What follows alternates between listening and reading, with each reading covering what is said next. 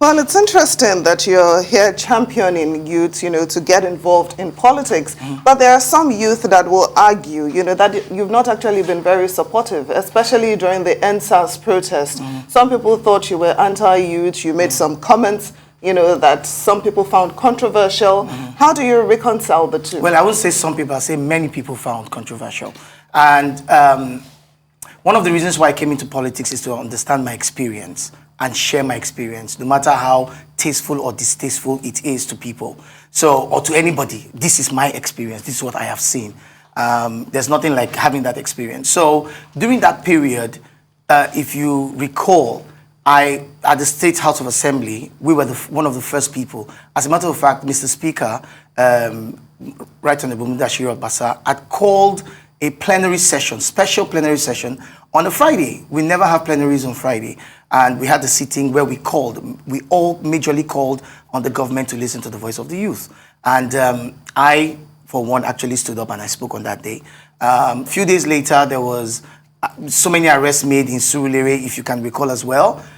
I personally was the only representative, but in connection with the Mr. Speaker, Femi Gbajabiamila, who was in Abuja at that point in time, and I was liaising with him and making sure that we released so many of these people. In fact, everyone who was arrested on that day, everyone was released into the wee hours of the night or morning, and then we also went to Panti to release a lot of them as well, and it was great.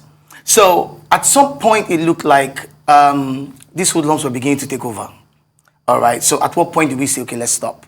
Let's re-strategize. Let's know what's going on. I was as passionate as so many other people. I do admit to certain wrongs I probably would have said, which I apologize for. But it's part of growth and it's part of leadership. So for me, it doesn't stop the fact that I still made a statement, which is not so popular, which is everybody go get your PVCs. So everybody, you can only change the narrative the way you want to change it. But the truth is, whether I said it wrongly or rightly, it doesn't stop the fact that every youth from 18 years upwards, go and get your PVCs. Make your voice heard. They keep saying, oh, they won't listen to us. Oh, they will change it. They've chosen it. It's not true. It's not true. In that demography, you are the largest portion. You might not get 100% response, but always see that every year you have something coming. That's why the House of Assembly, I'm proud that the younger ones are actually taking up the mantle into making sure that policies, and they hear our voice. Because when we speak at the House of Assembly, it is a voice.